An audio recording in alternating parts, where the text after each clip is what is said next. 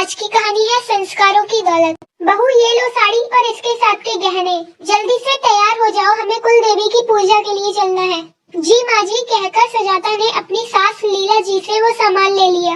लीला जी कमरे से बाहर आई तो उनकी बेटी बोली, माँ ये तो आपकी साड़ी है ना? लीला जी ने उसे चुप रहने का इशारा करते हुए कहा, तो क्या हुआ, इतने सालों से ऐसे ही पड़ी है तो इसे ही दे दी, इसे कौन सा नए पुराने की परख होगी। दिखने में तो वो साड़ी बहुत सुंदर लग रही थी, लेकिन उसमें लगे गोटे और सितारे सुजाता को बहुत चुभ रहे थे। सुजाता उसे पहनकर बहुत असहज महसूस कर रही थी। सुजाता ने दबे स्वर में कहा, माँ जी ये साड़ी बहुत भारी है, मुझसे संभल नहीं रही।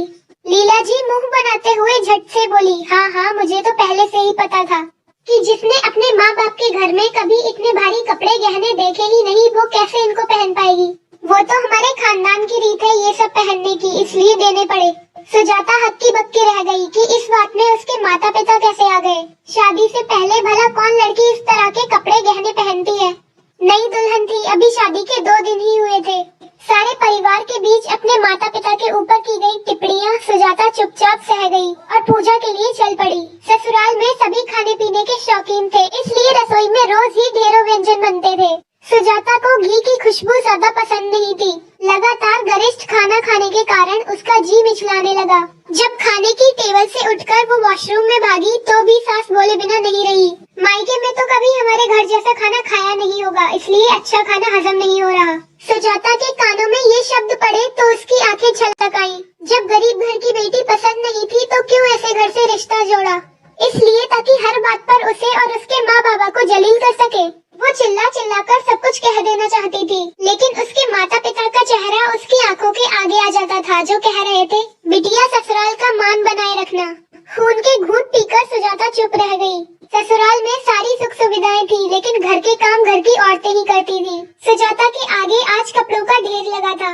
सामने ऑटोमेटिक वॉशिंग मशीन भी रखी थी, लेकिन सुजाता को पता नहीं था कि उसे चलाते कैसे हैं। सुजाता ने अपनी ननद के पास जाकर पूछा, दीदी ये मशीन कैसे चलती है? सुजाता के पूछते ही ननद जोर से हंस पड़ी। लीला जी ने सुना तो वो भी व्यंग्य से मुस्कुराते हुए बोली, बेटा इसे बता दे कि ये मशीन कैसे चलती है। आजकल तो नौकरों को भी पता होता है कि वॉशिंग मशीन कैसे चलती है, लेकिन तेरी भाभी का भी क्या दोष है, बेचारी ने अपने बाप के घर कभी ऐसी मशीन देखी ही नहीं होगी। सुजाता के गालों पर आंसू लुढ़क आए। उसने मन ही मन निर्णय किया कि बहुत हो गया। यदि ससुराल का मान रखना बहू की जिम्मेदारी है तो माँ बाबा का मान रखना भी एक बेटी का कर्तव्य है।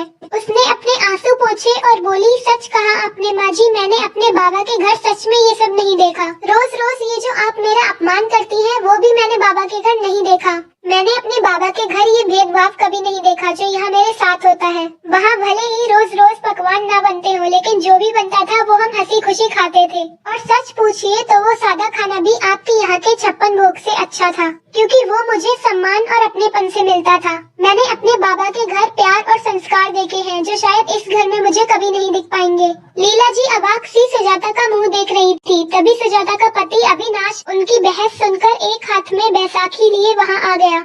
माँ सुजाता ठीक कह रही है, आप इसके मायके की आर्थिक संपन्नता की तुलना खुद से कर रही हैं, तो मेरी शारीरिक संपन्नता की तुलना भी क्यों नहीं करती? इसके माता पिता ने इसे संस्कारों की दौलत दी है, तभी तो शारीरिक रूप से एक पैर से अपाहिज होने पर भी यह मुझे और आपको पूरा मान सम्मान दे रही है। सुजाता ने आगे बढ़कर अविनाश के मुंह पर हाथ रख दिया। नहीं प्लीज आप खुद को मत कोसिए। आपके साथ जो दुर्घटना हुई वो किसी के साथ भी हो सकती है। वैसे भी मैंने आपसे शादी आपका बड़ा दिल और सौम्य स्वभाव देखकर ही की है। लीला जी की आंखें नम हो रही थी।